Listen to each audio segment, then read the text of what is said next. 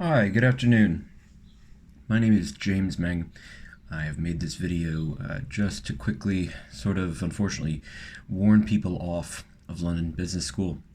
I am a 2011 graduate of the Masters in Management program.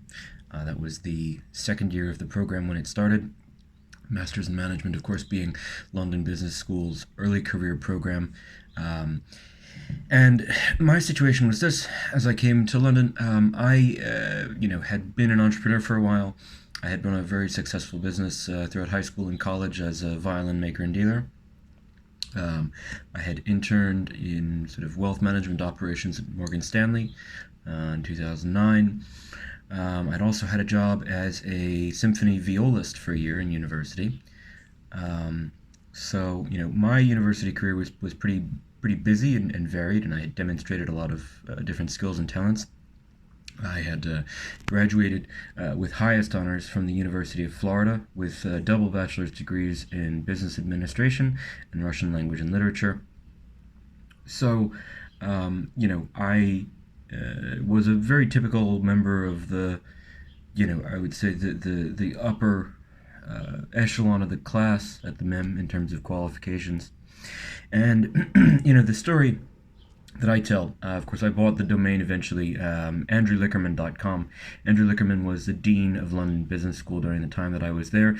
Andrew Lickerman is a total criminal who's been run out of like virtually everything he's ever belonged to in Britain. After eventually being exposed, I mean, he's just like a disgusting, typical Jewish shyster. I really, I consider him the Bernie Madoff of education. I mean, my paternal grandfather ran several universities in the New York City area and had been a public figure in education for a long time. And, certainly none of us, and certainly not my grandfather, would have ever treated anyone in the way that Andrew Lickerman treated many of his most legitimate students at LBS. It's a really horrifying situation. So I want to talk about what happened to me career-wise at the program, so that you understand specifically why no one credible should ever go to LBS. The recruiting for me, never happened essentially. I went to class. I spent lots of time preparing for interviews, writing job applications, writing cover letters, resumes, etc. And just nothing came of it. This is at a time when it was possible to get a residency permit in Britain after the program, even if you were not an EU citizen or a British Commonwealth citizen, and I did. And what basically happened was that the recruiting just never happened. I mean, they were just never willing to open any doors for me at all, and like the entire career services staff was just basically going through the motions and giving me the finger. And eventually, what happened, I had been looking primarily at operations positions in major banks, which I would have been very well suited to, quite frankly. It is no accident that as a result of Andrew Lickerman's behavior and the behavior of a lot of other recruiters in banking around the time, that Western banks are considerably less trustworthy and stable than they were 10, 15 years ago, because they filled them with like totally unqualified people from really inauspicious backgrounds. I had looked at banking and also to a certain extent, lesser extent, industry and technology, and really again just got no traction whatsoever through the school, through the community. The network really is overrated. The network is full of a lot of people who are not really the sort of big movers and shakers that they often like to claim to be, and that the school likes to claim they are. So there's that problem with them as well. Over the years, also, the faculty has become increasingly left wing to a degree that's now almost comical. They've really made a lot of investments in people who are really very questionable, very leftist.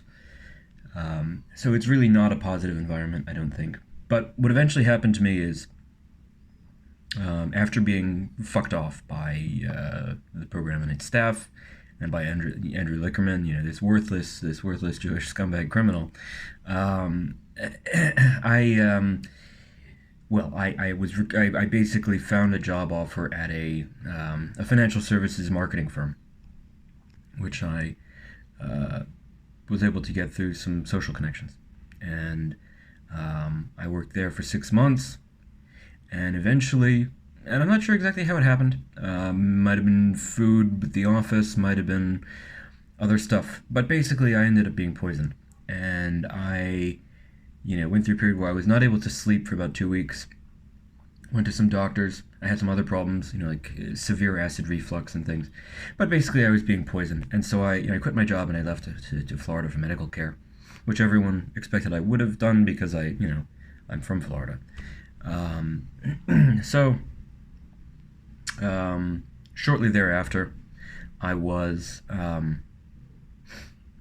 hired to run the Sotheby's Palm Beach office. So in other words, rather than just have a recruiter call me up and say, "Oh, come work for Sotheby's in Palm Beach," um,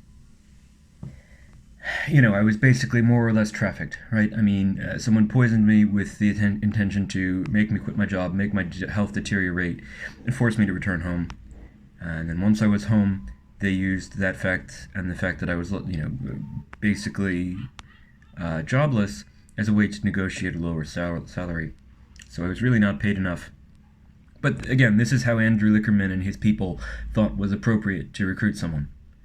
By basically, more or less trafficking them and doing damage to their health and stuff like that. And,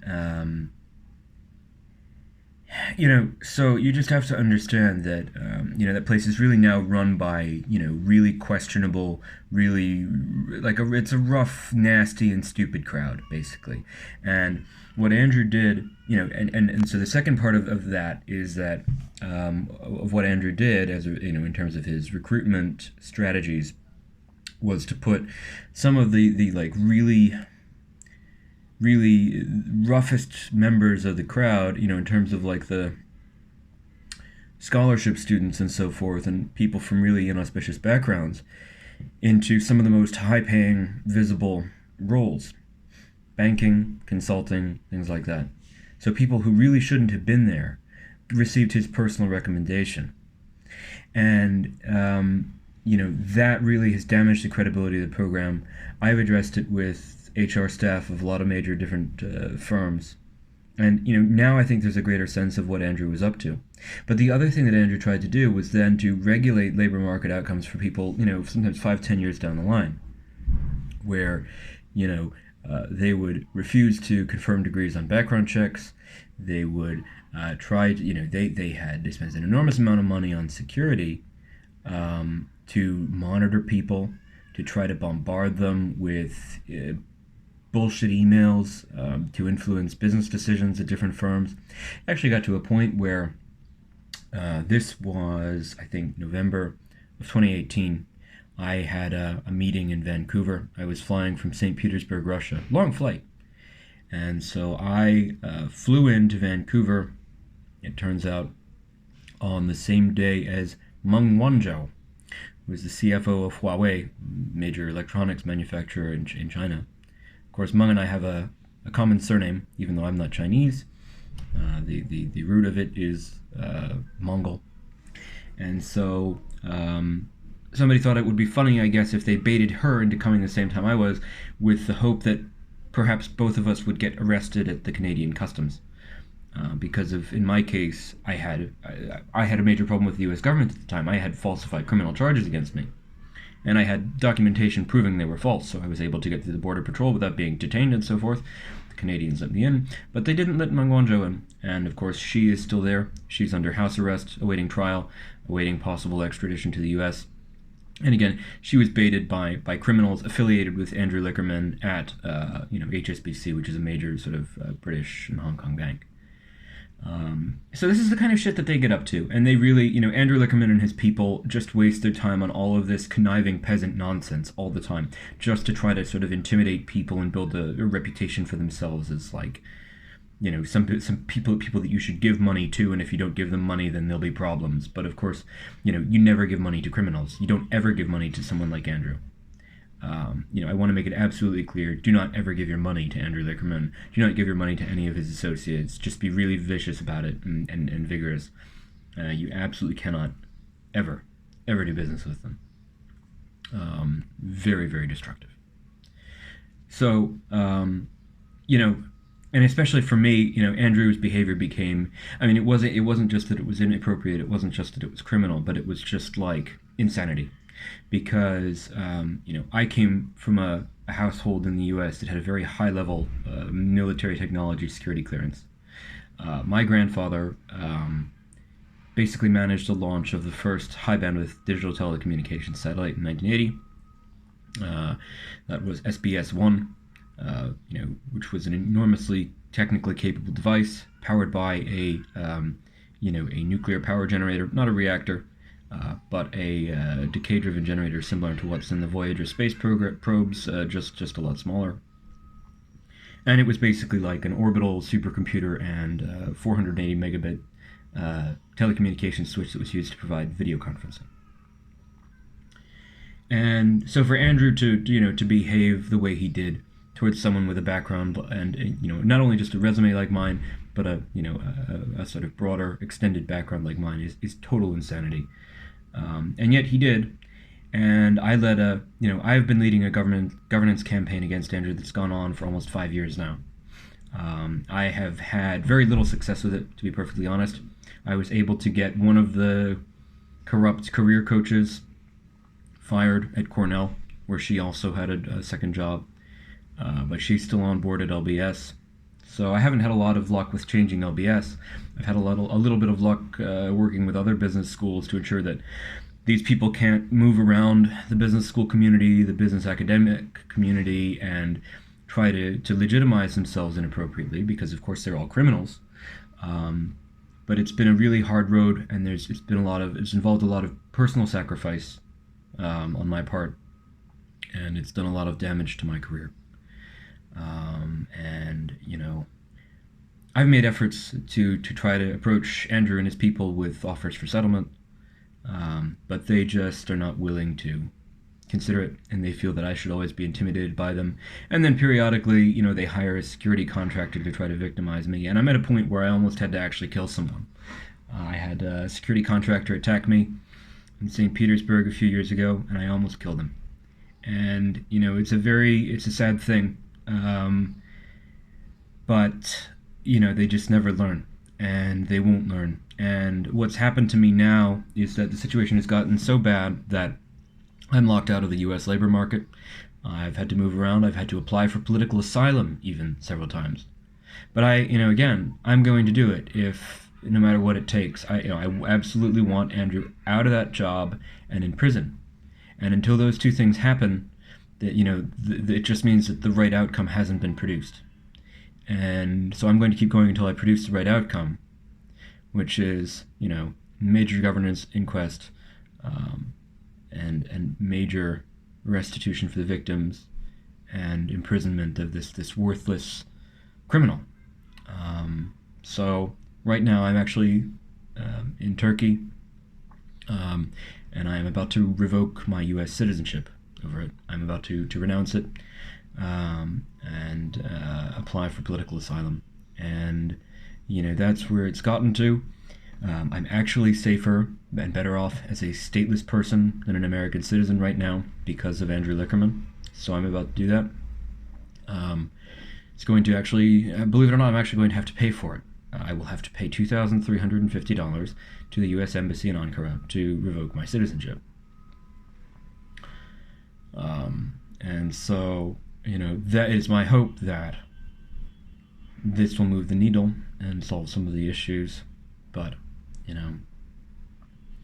I would just say to anyone considering London Business School, anyone who does not receive a full scholarship and is from any sort of qualified, established, illustrious background, whether just in your own career or in terms of your family,